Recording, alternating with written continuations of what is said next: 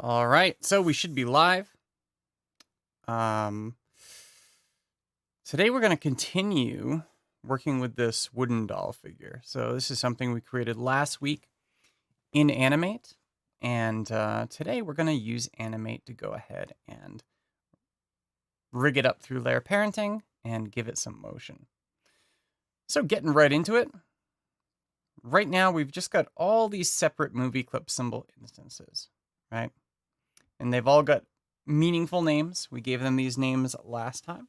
And you can always go to the library to see these things too. So here we have all the different pieces of this doll. So what we want to do is bring all the pieces together in some way, because right now they're a bit separated. Simply because when we actually created this, when we drew the pieces out, we didn't want them to intersect. We wanted to deal with them each, sort of as their own thing. So because of that, we need to make some adjustments. So I'm going to just use my selection tool here to kind of start repositioning things where they might belong. So it just involves shifting some of these pieces around a little bit, overlaying them, changing their arrangement, settings, and so forth. Let's pull that down a bit. And something that drives me nuts here when I'm doing any kind of rigging, I want to make sure to go to View and Snapping. You can see all these snapping settings are on right now. I want to actually remove those. So I go to Edit Snapping and just kill each and every one of them and hit OK. And now it behaves a lot better. I can do this more fluidly. Hello, William. How are you today? Thanks for joining.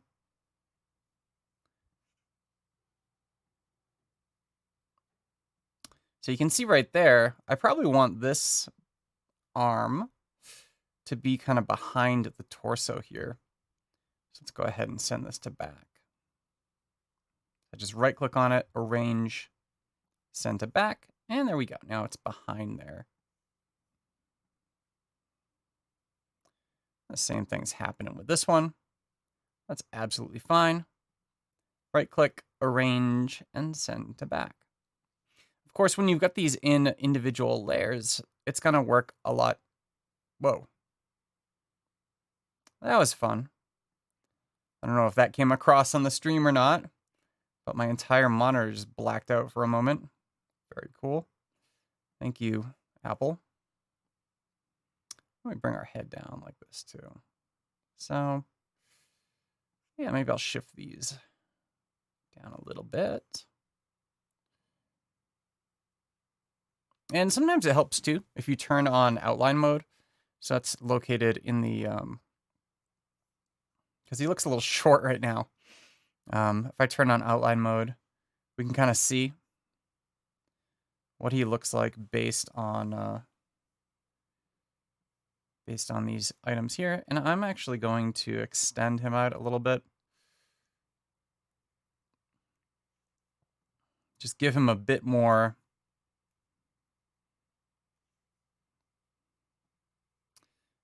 make him a little bit taller.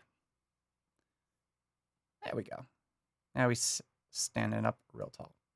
So from here, we've got it placed properly. I'm going to go ahead, because right now it looks like he's just sort of like floating here. So let's go ahead and create a nice little floor for him to stand on. I'm going to use my rectangle tool for this and create a new layer below the current layer. Let's rename this floor. And with that, and of course, here's a time where it actually might be useful to have the snapping settings on, right? Because if we snap to grid, then it's going to work out for us just fine. I'm going to disable my stroke here. Change my X property to 0. And let's see, the height is 91 on this thing. Let's just go ahead and use the alignment panel, align to stage, and set that to the stage bottom. That should fix. Yeah, now it's a nice whole number. We also need to fix this though. So I'm going to guess that we're 700 pixels in width here. If I check my document properties, yeah, 700 in width. Perfect. I actually do not want this to be white, so let's change that up a bit. Just make it a little darker than the rest of the background here.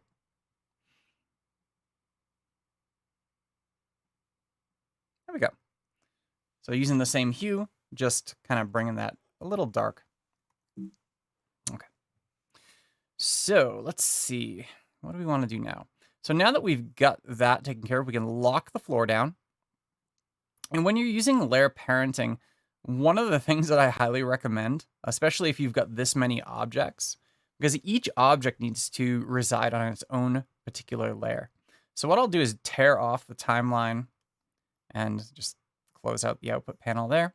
And the timeline can actually be docked all over the place. You just hover over different spots and you can dock the timeline to different areas. So I'm going to go ahead and dock my timeline over to the side here, just like that. And it's pretty big right now. I don't need it that big. Let's pull that over. And then I've got my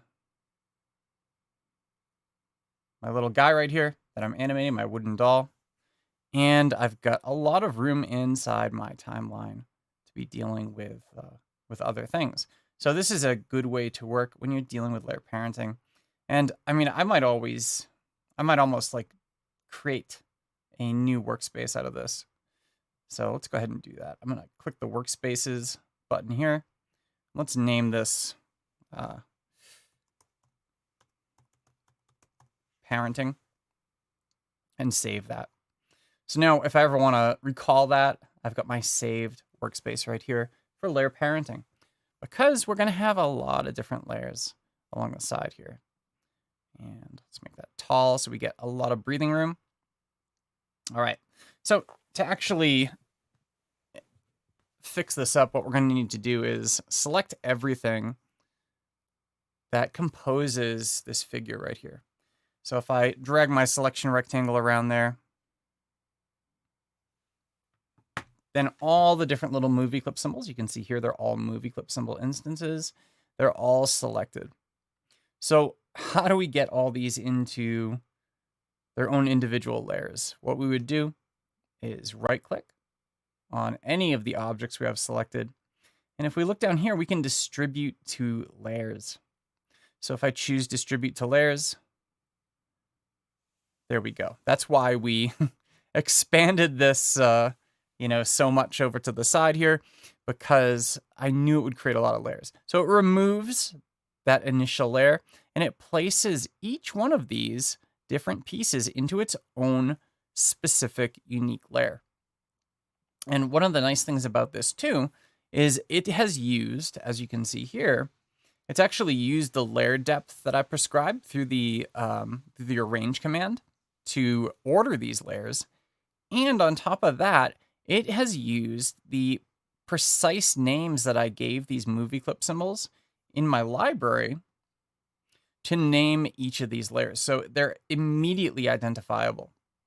So if you recall last time, when we were actually creating these as movie clip symbol instances, we, it took a while to go through each one and properly shape them, but also properly name them.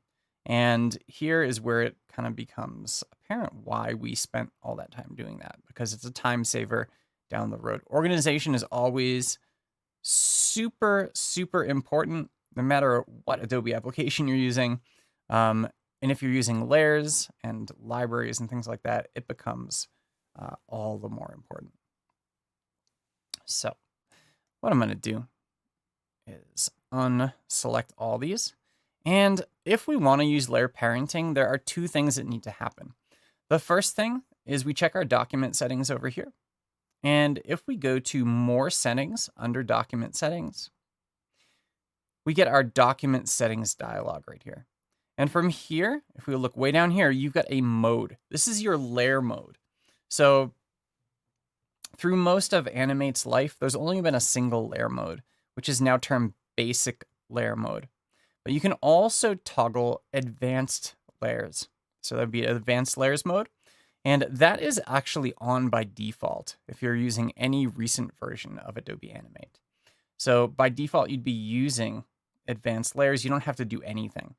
But if you were to try to turn this off, you get a little warning telling you certain things like camera, layer depth, layer effects, and layer parenting, which is what we want to use here, that they're all affected by that.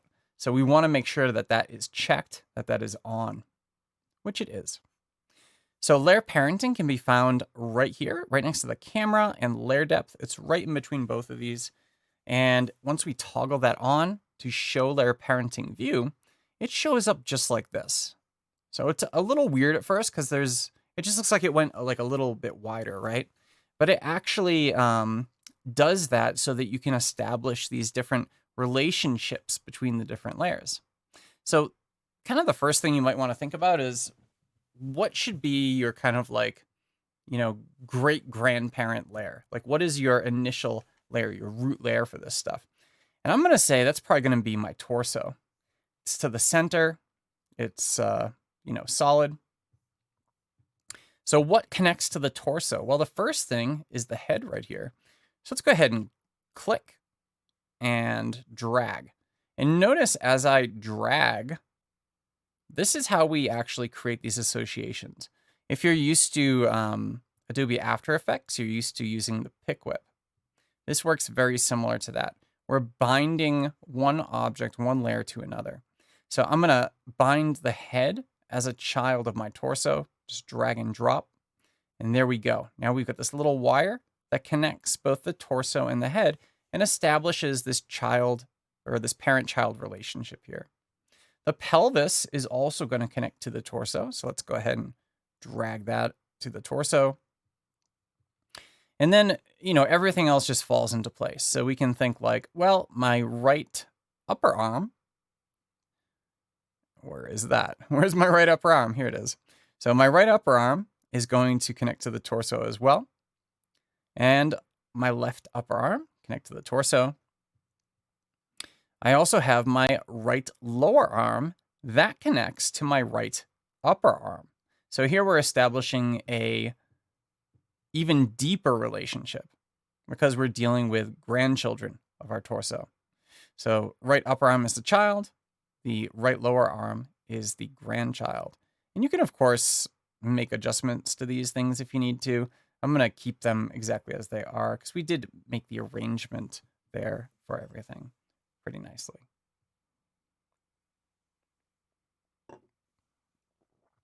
So we're going to do the same thing to all these different bits. We've got our hand separate. That's going to go to the right lower arm. And what else do we have here? Let's pull this over so it's a bit wider. We've also got our right upper leg. That's going to be a parent of the right lower leg. So you can see you don't have to work straight from the torso down to the extremities. You could always kind of create these things piecemeal and then attach them later. So the right foot goes to the right lower leg.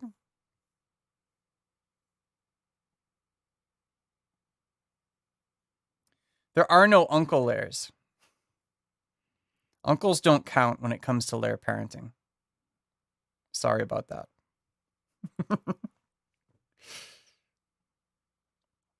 So left lower leg. So left foot's going to go there. And left lower leg is going to go to left upper leg. So now I got my two legs created, right? But I don't have them attached to my torso yet or my pelvis. So here's the pelvis. Let's go ahead and just drag those to the pelvis. You can see that gets even more complex as we go through here. And I've got a couple other things. I got a hand. So my left hand is going to go to my left lower arm right here. And that left lower arm is going to connect to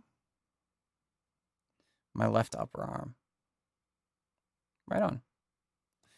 So at this point, I've got my entire layer parenting graph sort of all graphed out. We start at the torso and we just kind of go down across all the different limbs and extremities when we go through here. So what this allows you to do, let's choose the free transform tool here.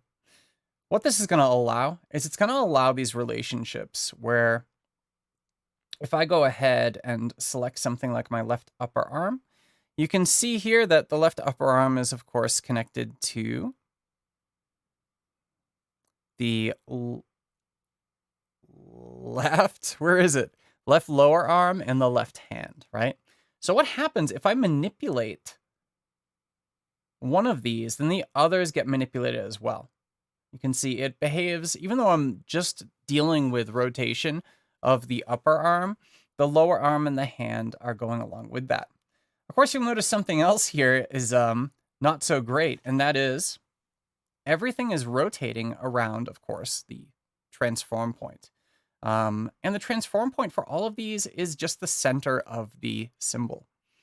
And what we need to do is arrange these transform points so they make a little more sense. So what you can do, I've already got the free transform tool selected. If I shift that over to right here, there we go. That makes a lot more sense right there. So basically what you want to do is create the transform points or move the transform points on every one of these to where the joint would be. So the joint for any of these objects is the transform point. And this is the same way that it works inside of IK rigging. So if you've done stuff with the bone tool and IK armatures inside of Animate, you know, the transform point for those things works the same way. It's going to be the transform point. Transform point will be the joint for rotation and things like that. So it doesn't take too long to go through all of these and figure out where these different joints should be. There we go. I mean, you could just think about your own experience on this earth and how you have joints, right? And where they're placed and so forth. So there we go. He's completely rigged up at this point.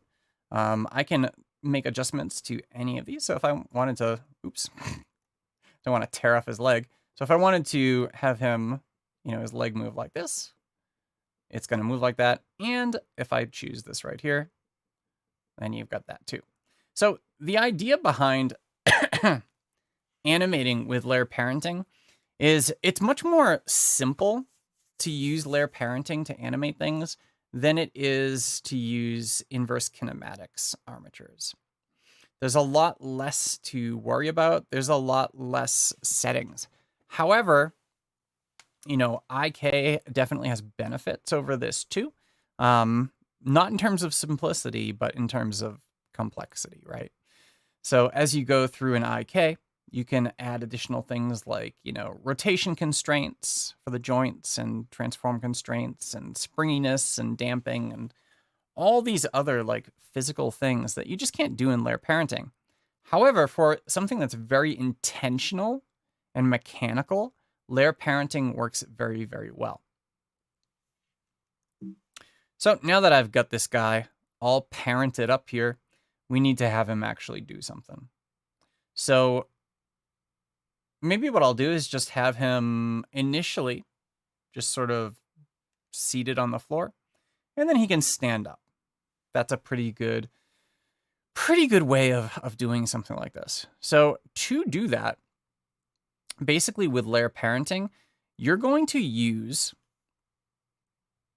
just about anything you would normally use for just doing stuff in classic tweens, motion tweens, and so forth. So what I'm going to do is I'm done parenting. I don't need this view anymore. You know, it's almost like, you know, something like Premiere Pro, where you've got your different workspaces on the top and you've got like assembly and editing and color and effects and things like that. I'm done with this part here. So I'm going to switch back to my Essentials workspace. My timeline's at the bottom again, which is fine, because I'm mostly going to be doing things visually on the stage for this. All right. So we want to have this guy just kind of like crumple up to the floor. So again, we're going to use the free transform tool. And now this is the torso, right? And the torso, if you remember, connects to everything. So I can do anything to the torso and everything else is going to move in that same way. So if I move the torso down here to the floor, of course, everything else is going to move along with it. Let's put him over here. And I'm just setting kind of like the initial pose for this guy.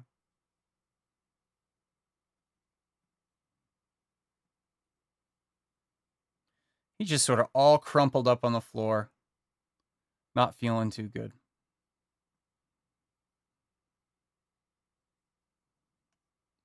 He's looking pretty rough.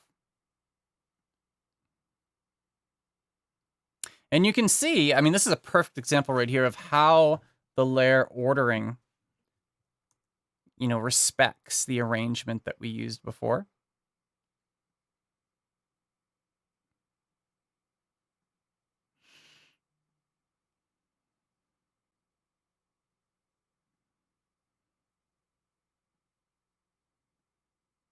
And again, this is much more simple than if you were doing things through inverse kinematics. IK can be very difficult, especially for newcomers. Whereas layer parenting is a bit easier to deal with. I don't want him to have too much life. To look like he's a little too strong, but I don't want him to look. Here we go. That's going to work out a little better. All right. There he is. So he's just kind of crumpled onto the floor. He's not looking good at all.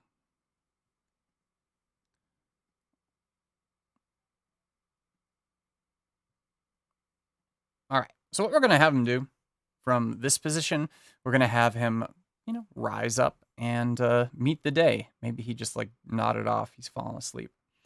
So what we're going to do for that is expand out our timeline. And you got to think about like how much space you want for this. So I'm going to start with 1 second. You can see 1 second is 24 frames because my FPS setting is set to 24. It's my frame rate. And what I'm going to do is go through and just insert frames up to there. And I'm going to think at this point how I want to have him move, right? How he should be getting up and shifting around. So let's see here. Okay. So what I'm going to do is you got to think about like how he might get up and go.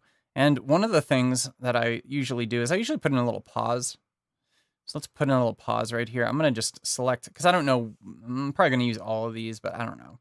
Let's go ahead and just insert keyframes right there. That's going to establish a pause in the first few minutes, or seconds rather, or frames, the first few frames as we go through here. And let's zoom in a little bit so we can see him really good. All right. So he needs to stand up. So like, think about like how the body moves when you go and stand up, right? So probably his torso is going to move a bit. His pelvis might move along with that. And what we're going to do is just kind of go out somewhere around here.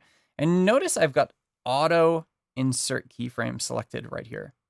And if we look down here, I've got auto keyframe on. This is a newer feature that lets you automatically insert keyframes based upon exactly where you are inside of the timeline here, right? So you don't have to manually insert a keyframe every time you want to do something. So what I'm going to do over here is I want to rotate this, but I want to shift his whole body like that. Let's move it over a little. So we're going from there to there, right? Pretty good. And if you want to see how it looks, of course, you can insert a tween. I'm going to select across both of those frames. And here we've got our insert classic tween button. And if I want to see how it looks, I can loop that.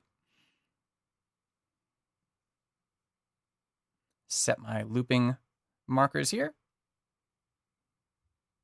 So there's his initial movement. You can see just because I did, two little things here to the pelvis and the torso, that anything that's connected to the pelvis and torso, which of course is everything, kind of moves along with that, right?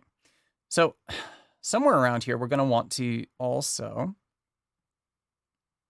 make his head move. So I'm going to move this little guy over here. Maybe go somewhere around here, and he picks his head up.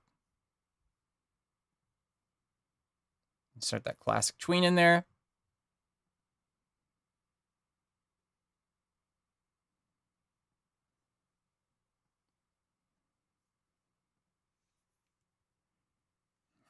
He had a little bit of the gap in his neck showing right there, so I'm just making some changes to that to kind of remedy some of the stuff we had going on there. Just totally fine.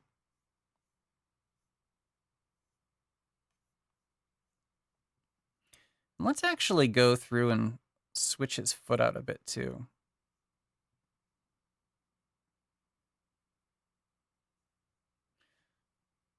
So every time I do this, I'm going to want to insert classic tweens.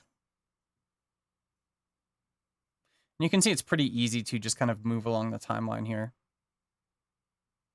to do these things. Now, right now, it's a very linear motion as well. Eventually, what we're going to do is add in some easing to this.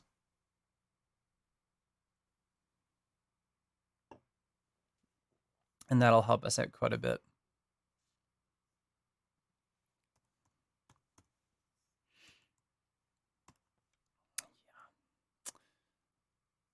Just checking out some stuff here. Very nice. Okay, so let's see. So the next thing that's going to happen is I'm going to have to zoom out a bit because we need to have him farther stand up, and he's going to use his arm to sort of push himself up, right? So for that, we need to go out a little more. And I already know we're going to need to use more frames than I have allotted right here for this. That's okay.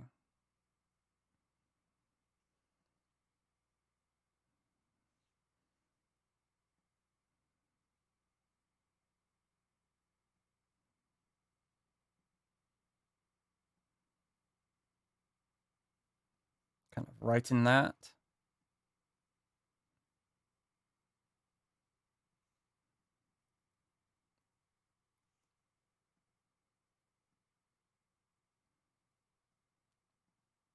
Pretty good.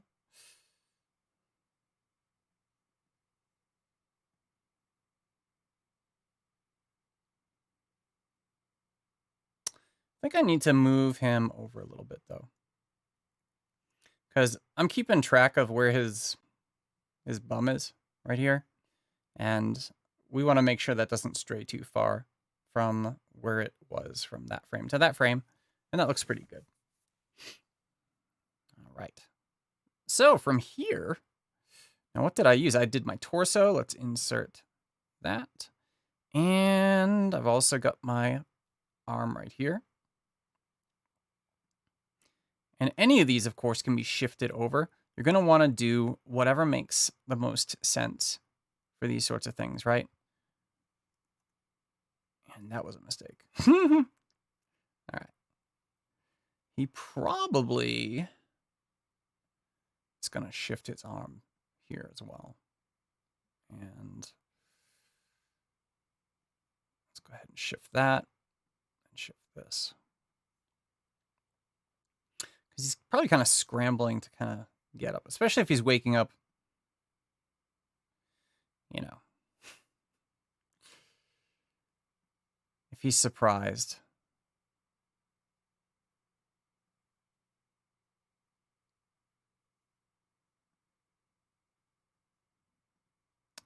Here's my pelvis. That needs a classic tween as well.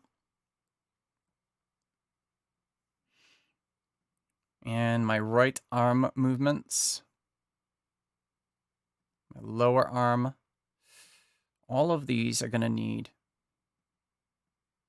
to be changed a little bit.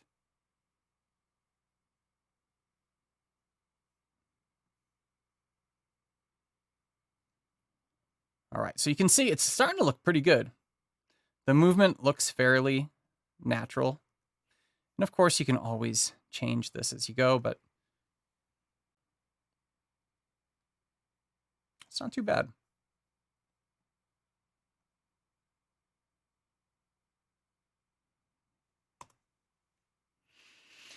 So I am curious, there's a good amount of you watching.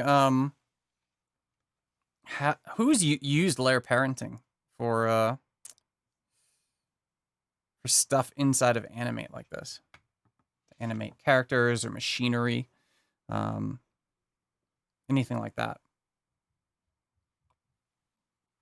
And also it'd be interesting to know if anybody's ever used inverse kinematics, which is an older way of doing it, but it's again, a richer way. It's there's many more refinements you can do in IK that you can't really do in layer parenting. Constraints on the joint and so forth.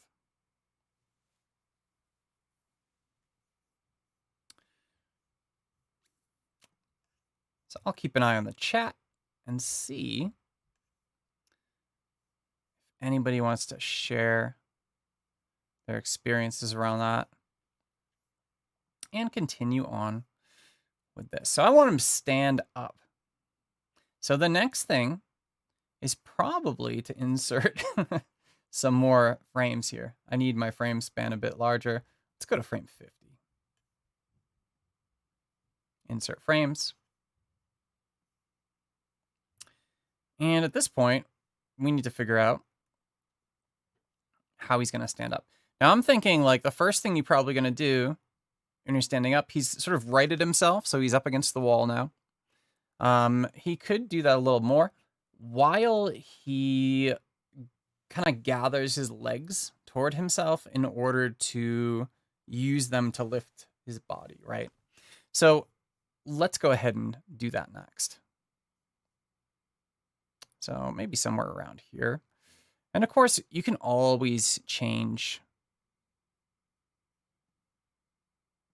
any of the keyframes, the positioning of the keyframes that you place on these things here. They can all be adjusted.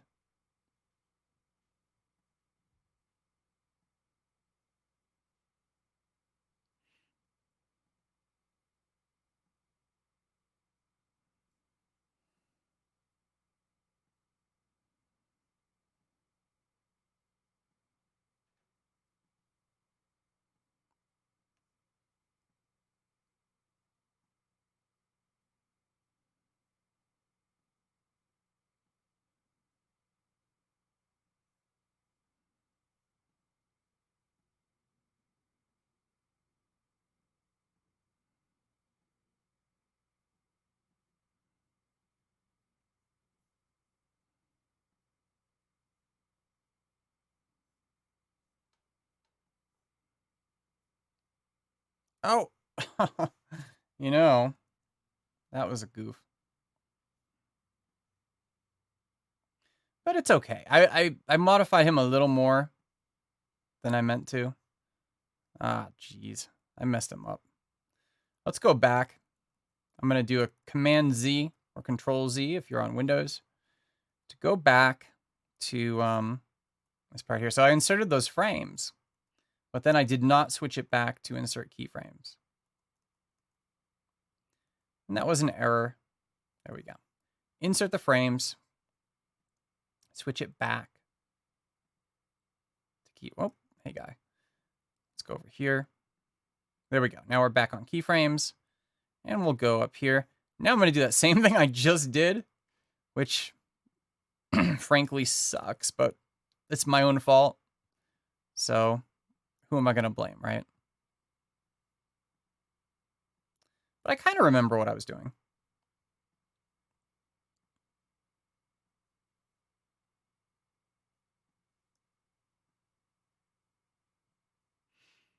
You can see my keyframes being added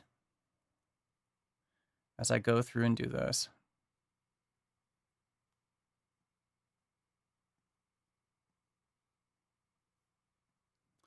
And we move this over here so that he could sort of position his arm against his leg. And I think we had a little movement here as well.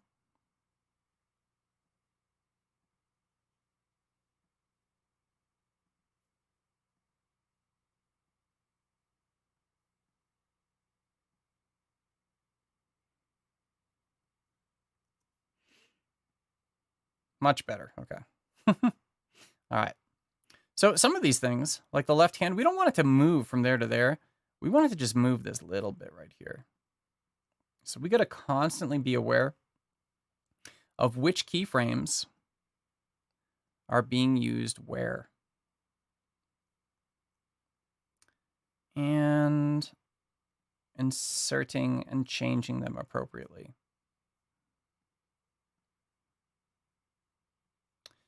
This is the process of layer parenting. At least animating with layer parenting, right?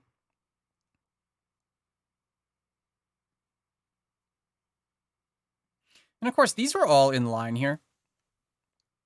So we could always stagger them as well for a bit of a more natural movement.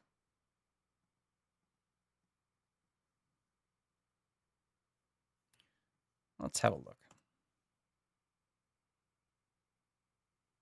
I don't know what happened to his little hand there. I guess some of them I moved a little too much. And this is one of the things about layer parenting as well, is it gets a little weird sometimes. So there we go. There's where his hand just kind of falls off. So. No. And that's why. We need to keep that in line with everything else. Because it saves not only rotation information, but it saves the positioning information too. You can see here, that's really bizarre. Where is that? It's his little hand. Just kind of appears right there. So yeah, let's move that over. So you got to be careful. Be more careful than I am. It's always a good thing. All right.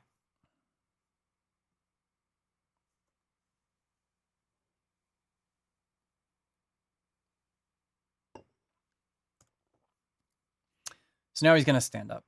He's here. And we could always give him a little pause again. So to do that, you just simply go like, boop. Boop, boop, boop, boop, boop. That might be too much of a pause. Let's go here.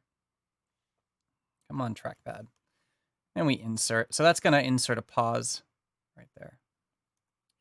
So here he can, of course, go through and stand up a little bit. So let's have him do that. Let's fit in window for this. And I'm just going to send him straight up like that.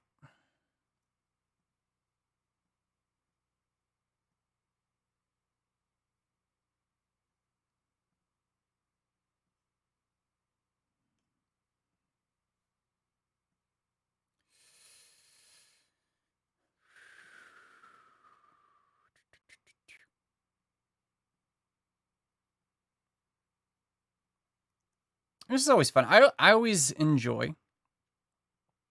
So the Animate team, right? They keep adding new stuff, right? To Adobe Animate. It's always fun to sort of pick up the new things. I remember back when I was learning Macromedia Flash. And you know, they would add so much stuff to it each time, especially when ActionScript 2.0 was introduced. And, YouTube started to become a thing and people were using it for all sorts of like multimedia stuff aside from just like straight up animation, right? There was just so much that was added each and every time that they released a new version. That it was, I remember thinking at the time just how lucky I was, that I was able to, experience it from sort of the beginning. And mostly for the fact that I didn't have to catch up with all the new innovations. Like building upon it as it was added, it was easy for me to pick up all the new stuff, right?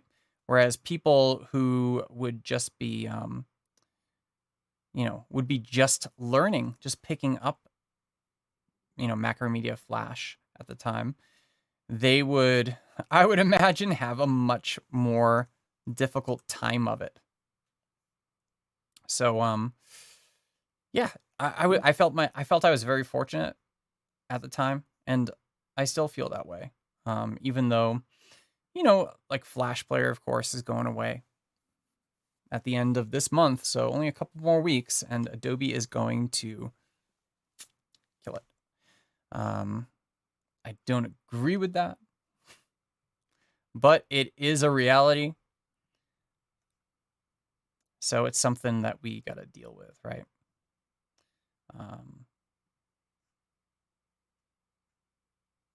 Yeah, there's so many different experiences out there that have been built on that platform.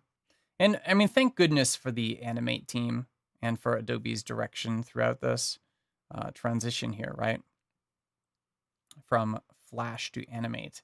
Because if they didn't put the time and the resources and the effort into this, what would we have, right? We would have absolutely nothing. Absolutely nothing.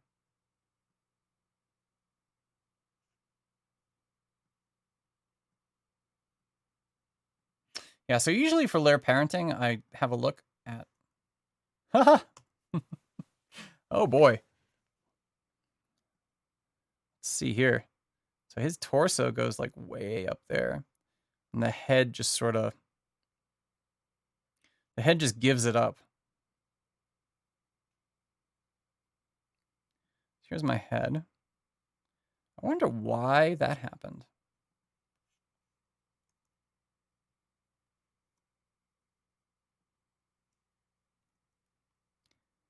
Oh well, we can always reposition it, right? And this is, again, one of the good things about layer parenting is that you can fix things. So there we go. We fixed our head. And I also need to fix these arms because, wow, that doesn't make any sense whatsoever. So let's go ahead, shift these arms up. Yeah, I'm not quite sure what happened there, but funny things happen sometimes. There we go.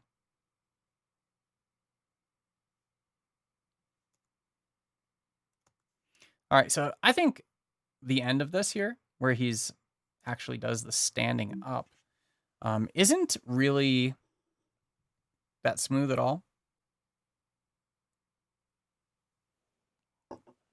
I think it should be a lot smoother than it is. So what we're going to do is maybe stagger. So let's have his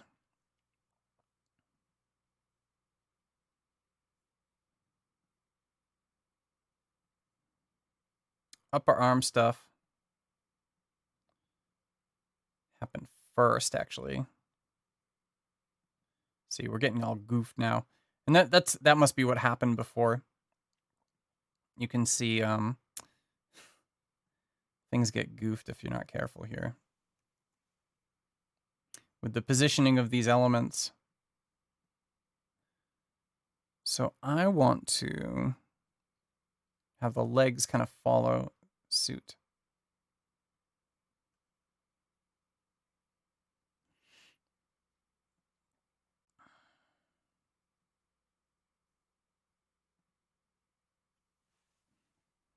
And of course, all this is super easy. I just need to choose these two legs.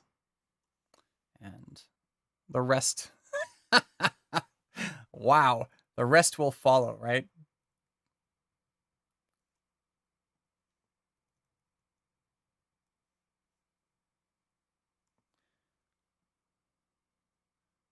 Yeah, I mean, the torso does not need to go up until, here, let's undo both of these. So my torso,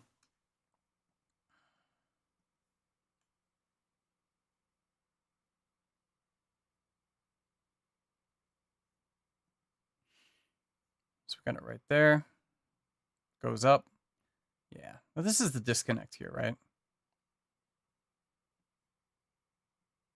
I just added too many of these, but we can always clear them out. Oops. Don't want to clear frames. I want to clear keyframes. Yeah. So I'm trying to do too much at once, basically, as I go through here, which is good.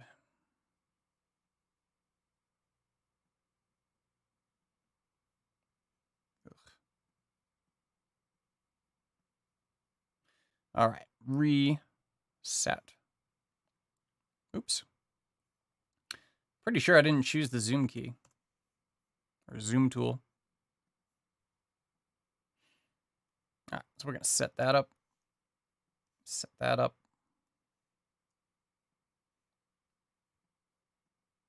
I got to say, while I respect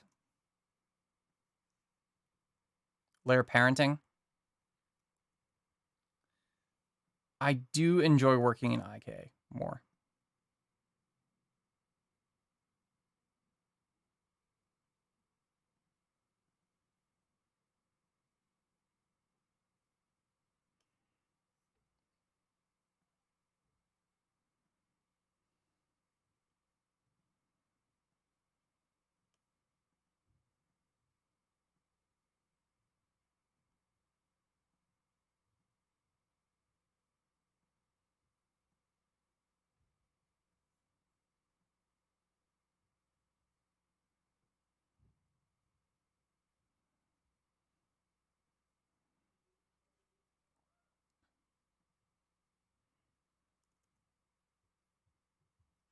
You know, one way you can always do this too, I could always just place a classic tween across everything.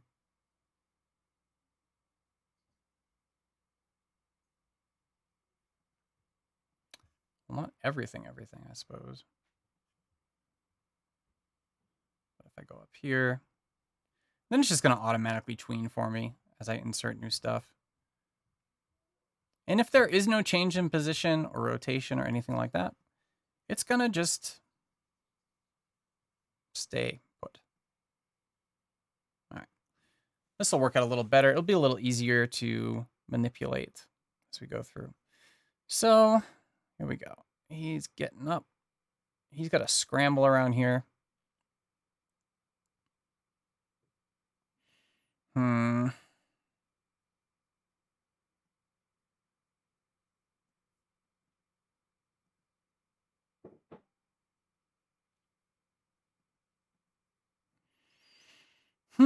And this is one of the problems when you're working with so many.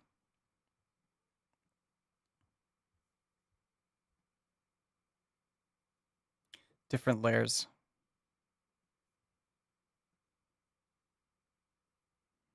And see, I don't want them to like float up. That's not what I'm looking for. So what you got to do, oh shoot, not that. What you got to do is, wow, what just happened? Undo.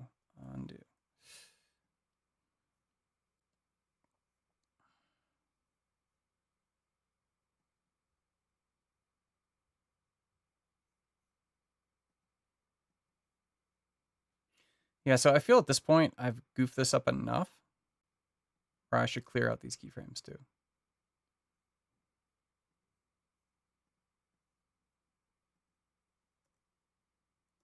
All right. So let's go through here. And what I want to do is just start adding some stuff.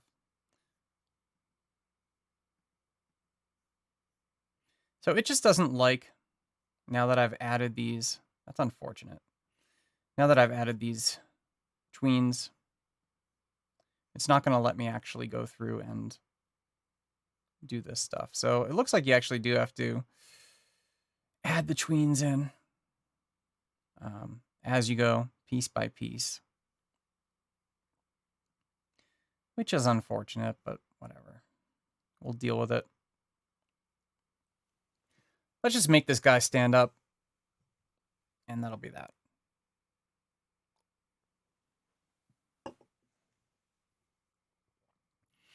So what needs to happen around here is he needs to move his legs like this and his feet like this. He's going to use this leg, and you have to think about these things, right? So he's going to use this leg to sort of support his body and push it up. And he's going to use this arm, again, to give himself some leverage here. This arm's going to pretty much stay like it is. Maybe I'll shift it a little bit. And this leg's probably going to stay pretty similar too. So you can see he kind of gets ready to push himself up right here. And then he does it. Then he pushes himself up for real.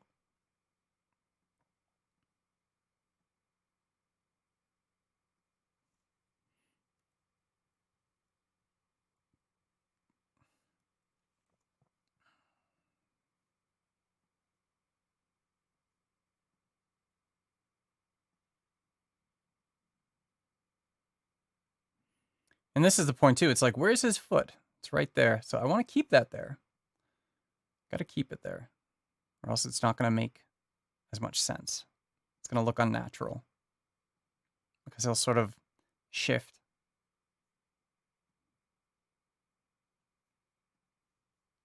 Because the foot is his anchor. The foot is where he is actually going. There we go. So you see that. And of course,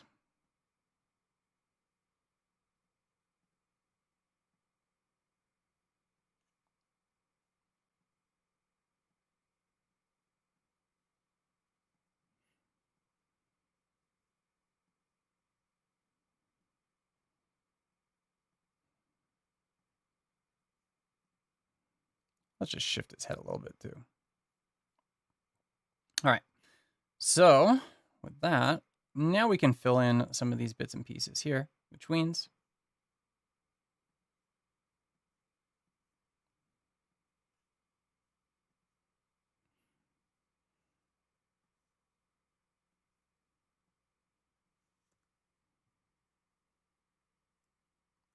It's way too fast, isn't it?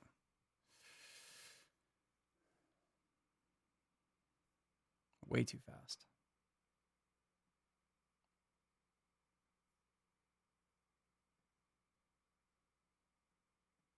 Well, I missed 2, so that might have something to do with it. It's still way too fast.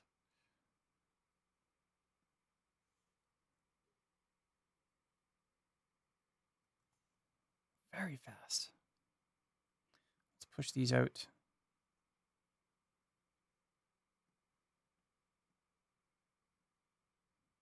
So I'm getting all these messages from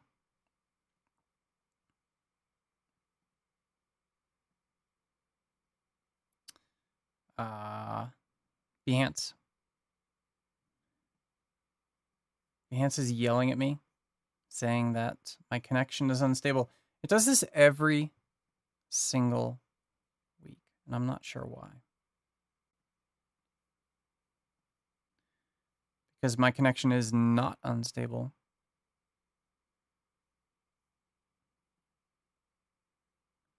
All right, that's looking a little bit better.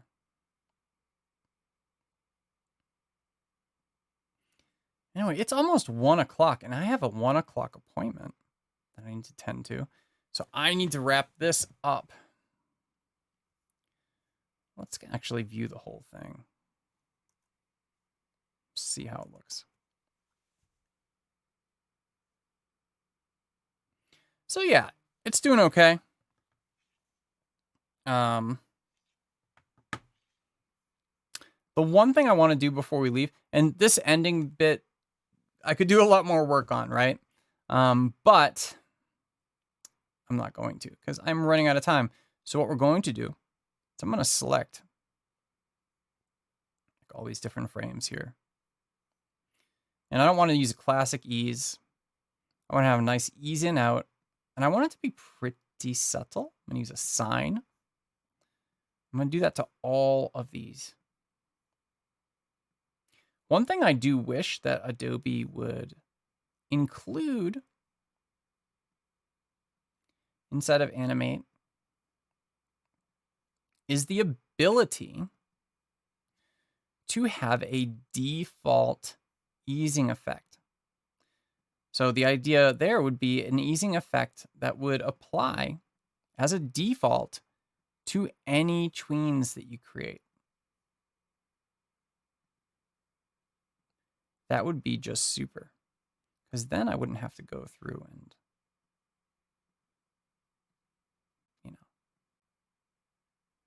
do this to each and every one of these little tweens. And it's easy enough if you can do a block of them, but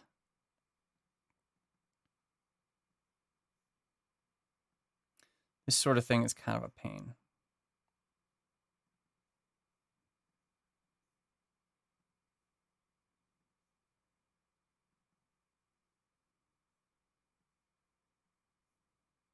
Those are already done. Perfect. All right, so let's see the difference now that I've added those.